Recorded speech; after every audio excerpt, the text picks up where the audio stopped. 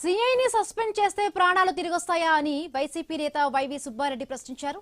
సాయికృష్ణ, క్రాంతి కుమార్ ఘటనలపై ఎన్హెచ్ఆర్సీకి ఫిర్యాదు చేస్తామని అన్నారు. సాయికృష్ణ తల్లికి ఎవరు సమాధానం చెబుతారని నిలదీశారు.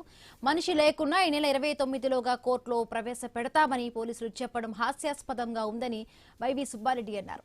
తమిళనాడులో ఇలాంటి ఘటన జరిగితే పోలీసులకు జీవిత ఖైదు పడిందని గుర్తు చేశారు.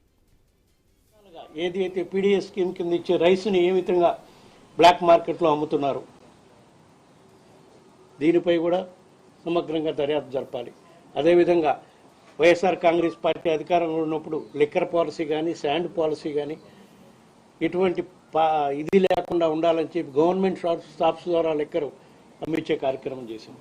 అదేవిధంగా శాండ్ కూడా గవర్నమెంట్ స్టాల్స్ ద్వారా శాండ్ కూడా అఫీషియల్గా అమౌంట్ కట్టి, ఇప్పుడేమో శాండ్ పేరుతో తెలుగుదేశం కార్యకర్తలు, నాయకులు ఉచిత శాండ్ పేరుతో లూటీ చేసే పరిస్థితి ఈరోజు రాష్ట్రంలో ఉంది.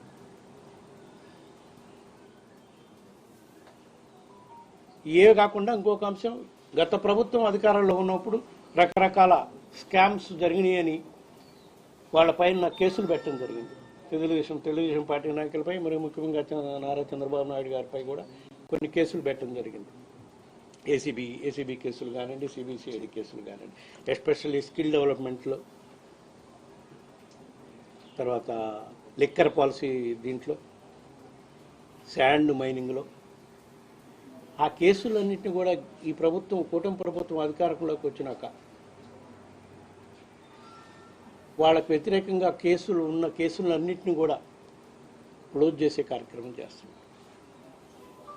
దీనిపై కూడా కేసులు మళ్ళా తెరిపించి దీనిపై కూడా సిబిఐ ఎంక్వైరీ జరగాలని చెప్పి, ఈ అంశాలన్నిటిపై సిబిఐ ఎంక్వైరీ జరగాలని ప్రధానమంత్రి గారిని, హోమ్ మినిస్టర్ గారిని, అందరినీ, సిబిఐ డైరెక్టర్కి అందరికీ వినతి పత్రాలు సమర్పించే విధంగా ఈరోజు ఎంపీలందరం కూడా పోయి వాళ్ళ కార్యాలయాలకు పోయి కలిసి వినతి పత్రం సమర్పించి ఏ విధంగా ఈ దర్యాప్తు చేయాలి, ఏంది, ఎందుకు చేయాల్సిన అవసరం ఉంది, ఏ విధంగా ప్రజాధనం లూటీ జరుగుతుంది, వేలాది కోట్లు రాజధాని నిర్మాణం పేరుతో కానివ్వండి, భూముల అలాట్మెంట్ పేరుతో కానివ్వండి, అన్ని అంశాలను కూడా క్షుణ్ణంగా లిఖితపూర్వకంగా వాళ్ళకి సాక్ష్యాలతో సహా ఇచ్చే కార్యక్రమం చేస్తామని చెప్పి ఈ సందర్భంగా తెలియజేస్తాం.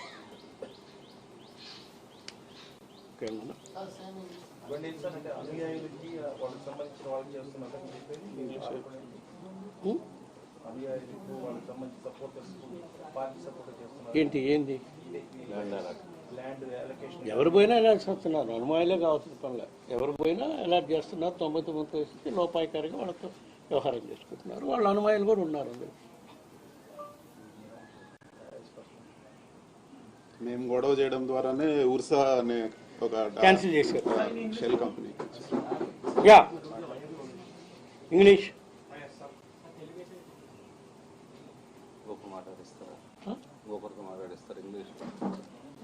మీరే మాట్లాడచ్చు. మీ ఇష్టం. సారే మాట్లాడండి. Okay. Good morning to everybody. Today, all YSR Congress Party MPs are here to meet Honorable Prime Minister and Honorable Home Minister and to give a representation about the corruption and irregularities happening in the Andhra Pradesh government for last 2 years, especially in teachers' recruitment. That's called DSC exam, District Selecting Committee. Recently, Andhra Pradesh government has recruited 60